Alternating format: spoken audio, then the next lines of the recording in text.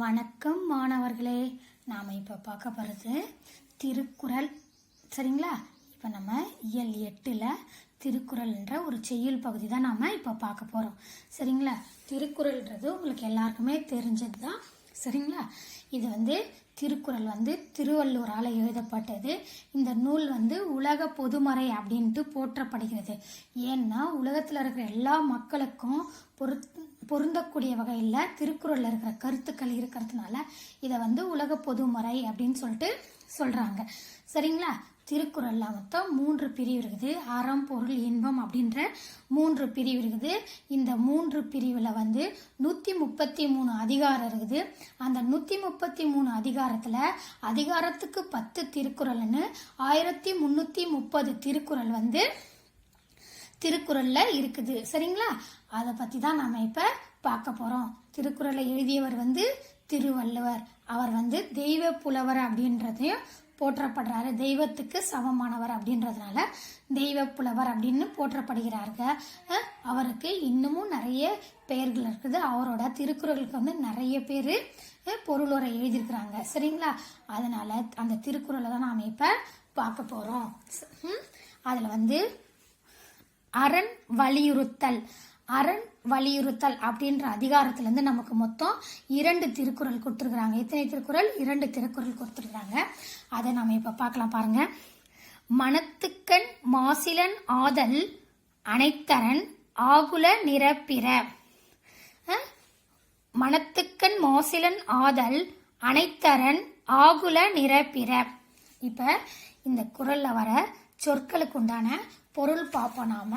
சரிங்களா? அதுக்கப்புறமா அதனோட விளக்கம் பார்ப்போம்.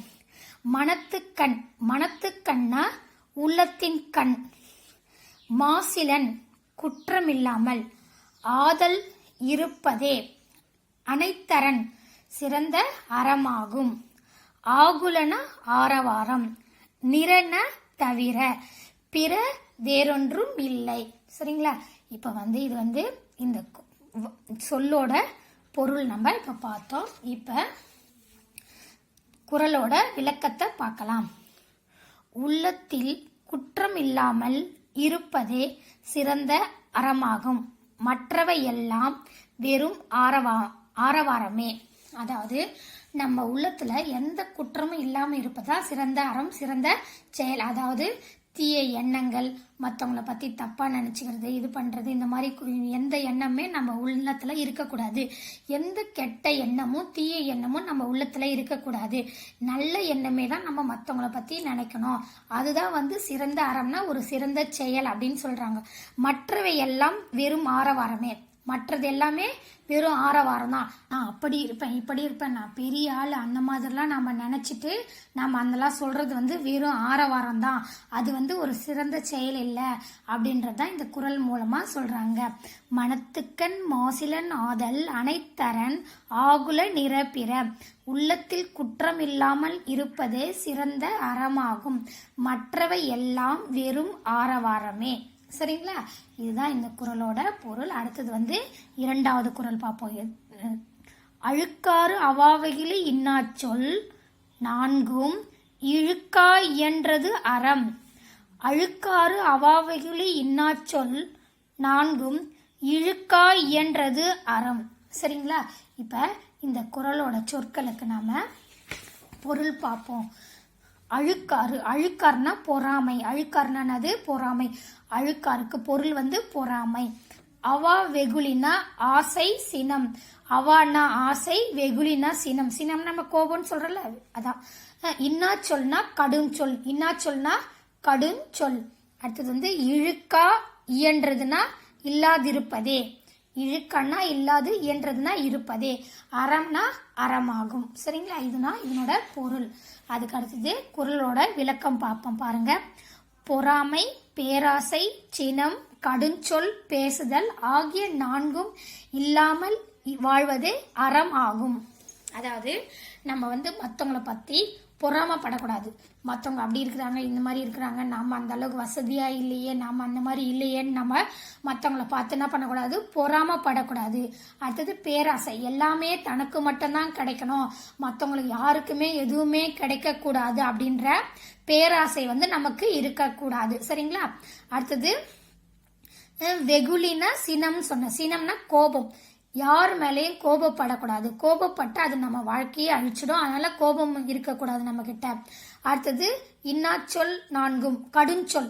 கடுமையான சொல்லெல்லாம் பேசக்கூடாது. மற்றவங்கள நம்ம வாய்க்கு வந்தபடி நம்ம நாவை அடக்காம நம்ம இஷ்டத்துக்கு பேசக்கூடாது. அவங்க மனசு கஷ்டப்படுற மாதிரி நம்ம எந்த சொல்லும் பேசக்கூடாது. அதுதான் கடுஞ்சொல். பேசுதல் ஆகிய நான்கும். இந்த நான்கும் நம்ம கிட்ட இல்லாம இருந்ததுன்னா நம்ம வாழ்வதற்கு அதுவே சிறந்த ஒரு அறம் அப்படின்னு சொல்லிட்டு இந்த குறள் மூலமா சொல்றாங்க. நம்ம கிட்ட என்னென்ன இருக்கக்கூடாது? பொறாமை, பேராசை, சினம், கடுஞ்சொல். இந்த நான்கும் நம்ம கிட்ட இல்லாம இருந்தா நம்ம வாழ்வதற்கு சிறந்த அறம், சிறந்த பண்பு அப்படின்றத இந்த குறள் மூலமா சொல்றாங்க. பாருங்க.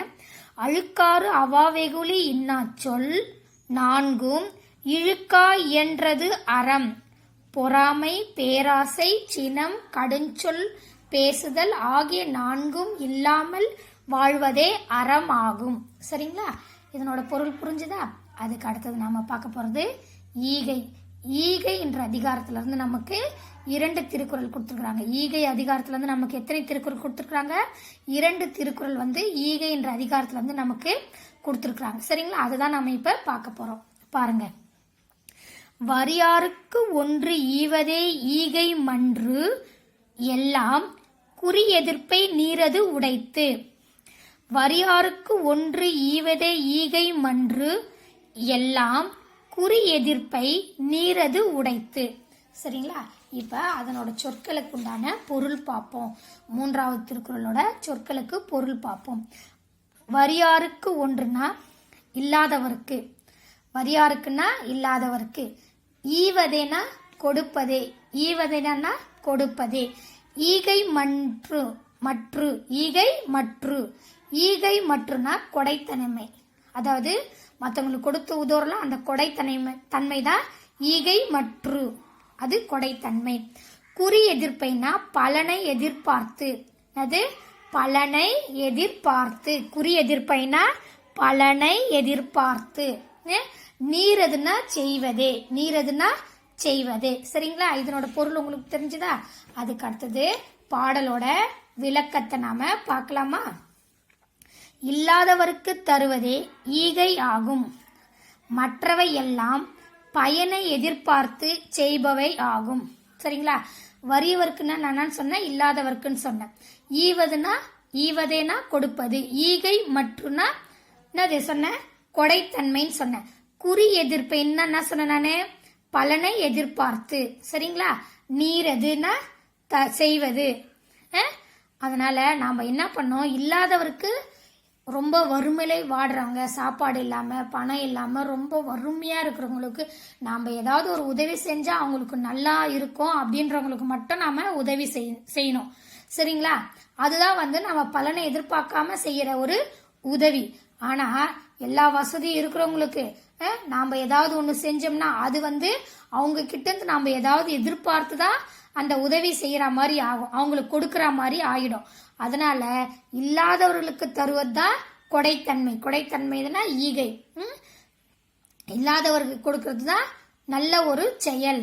ஆனா இருக்கிறவங்களுக்கே நம்ம எடுத்து கொடுக்கறது என்ன பண்ண, அவங்க கிட்ட இருந்து நம்ம ஏதோ எதிர்பார்க்கிறோம், நாம இப்ப செஞ்சோம்னா அவங்க அப்புறமா நமக்கு பின்னாடி செய்வாங்க அப்படின்னு ஒரு எதிர்பார்ப்போட அவங்க கிட்ட ஒரு பலனை எதிர்பார்த்து செய்யறது சிறந்த கொடைத்தன்மை கிடையாது அப்படின்னு சொல்லிட்டு சொல்றாங்க. பாருங்க. வரியாருக்கு ஒன்று ஈவதே ஈகை மற்று எல்லாம் குறி எதிர்ப்பை நீரது உடைத்து. இல்லாதவர்க்கு தருவதே ஈகையாகும். மற்றவை எல்லாம் பயனை எதிர்பார்த்து செய்பவை ஆகும். சரிங்களா? இதுதான் இந்த 3வது திருக்குறளோட விளக்கம். அடுத்தது பாருங்க 4வது திருக்குறள். இதை நம்ம எந்த அதிகாரத்துல இருந்து பார்த்துன்னு இருக்கிறோம்? நம்ம ஈகை என்ற அதிகாரத்துல இருந்து நம்ம இப்ப 4வது திருக்குறள் பார்க்கிறோம். பாருங்க. ஈத்துவக்கும் இன்பம் அறியார்கொள் தாமுடைமை வைத்திழக்கும் வன்கணவர் ஈத்துவக்கும் இன்பம் அறியார்கொல் தாமுடைமை வைத்திழுக்கும் வன்கணவர். சரிங்களா? இப்ப இதனோட சொற்களுக்கு உண்டான பொருளை பார்ப்போம். ஈத்துவக்கம்னா ஏழைக்கு கொடுப்பது. என்னது? ஈத்துவக்கம்னா ஏழைக்கு கொடுப்பது. இன்பம்னா சந்தோஷம். அறியார்கொள்னா அறியாதவர். அறியார்கொள்னா அறியாதவர். தாமுடைமைனா தம் உடைமைகளை, நம்மோட உடைமைன்னு சொல்றதா அதுதான் தாமுடைமை. வைத்திழுக்கும் சேர்த்து வைத்து. வன்கணவர்னா பின் இழந்து விடுவர். வன்கணவர்னா பின் இழந்து விடுவர். சரிங்களா? இப்ப இதனோட நம்ம விளக்கத்தை பார்ப்போம். இல்லாதவருக்கு தருவதால் உண்டாகும் இன்பத்தை அறியாதவர்கள் பொருளை சேர்த்து வைத்து பின் அதனை இழந்து விடுவார்கள். அதாவது நம்ம இல்லாதவர்களுக்கு, எதுவுமே இல்லாம வறுமையில வாடுறவங்களுக்கு நம்ம ஏதாவது கொடுத்து உதவணும்னா அவங்க எவ்வளோ ஒரு சந்தோஷப்படுவாங்க, அவங்க எவ்வளோ ஒரு நம்மளை வாழ்த்துவாங்க. அவங்க சந்தோஷப்படும் போதும் அவங்க நம்மளை வாழ்த்தும் போதும் நமக்கு ரொம்ப சந்தோஷமா இருக்கும். எப்படி இருக்கும்? ரொம்ப சந்தோஷமா இருக்கும். அந்த சந்தோஷத்தை பத்தி அறியாதவங்க யாருன்னா, யாருக்குமே எதுவுமே கொடுக்காம எல்லாமே தனக்கு தான் வேணும், தனக்கு பின்னாடி இருக்கிற சந்ததிங்களுக்கு வேணும் அப்படின்னு சொத்து சேர்த்து வச்சு அதை ஏதாவது ஒரு வழியில இழந்துடுவாங்க. அதை ஏதாவது ஒரு வழியில தொலைச்சிடுவாங்க. அது எப்படி வேணாலும் தொலைஞ்சு போகலாம். அதாவது யாராவது திடீர்னு போயிடலாம், இல்லை வேற யாராவது நம்மளை ஏமாத்தி போயிடலாம், இல்லை நாம எங்கேயாவது ஏதாவது கொடுத்து ஏமாந்து போயிடலாம். அதனால அந்த மாதிரி போறதை விட என்ன பண்ணலாம், அந்த மாதிரி நம்ம மற்றவங்க கிட்ட அதை கொடுத்து நம்ம இழந்துடுவோம். அந்த மாதிரி இல்லாம இருக்கணும்னா நம்ம என்ன பண்ணோம், இல்லாதவர்களுக்கு வறுமையில வாடுறவங்களுக்கு படிப்பு செலவோ இல்லை வேற ஏதாவது அவங்களுக்கு சாப்பாட்டுக்கோ இல்லை வேற ஏதாவது அவங்களுக்கு நோய் நொடி இருந்ததுன்னா அதுக்குண்டான செலவோ நாம செய்யலாம். அந்த மாதிரி நாம செய்யும் போது அதனால நமக்கும் சந்தோஷம், அவங்களுக்கும் சந்தோஷம். அந்த சந்தோஷத்துல நம்மளை அவங்க வாழ்த்துவாங்க. அந்த வாழ்த்தும் போது நமக்கு எவ்வளவு ஒரு சந்தோஷமா இருக்கும். அந்த சந்தோஷத்தை அறியாதவர்கள் தான் என்ன பண்ணுவாங்க, பொருளை சேர்த்து வச்சு யாருக்கும் எதுவும் கொடுக்காம பின்னாடி அதை யார்கிட்டாவது கொடுத்து ஏமாந்து போய் அந்த சொத்தை இழந்துடுவாங்க அப்படின்னு சொல்லிட்டு இந்த குறள் மூலமா சொல்றாங்க.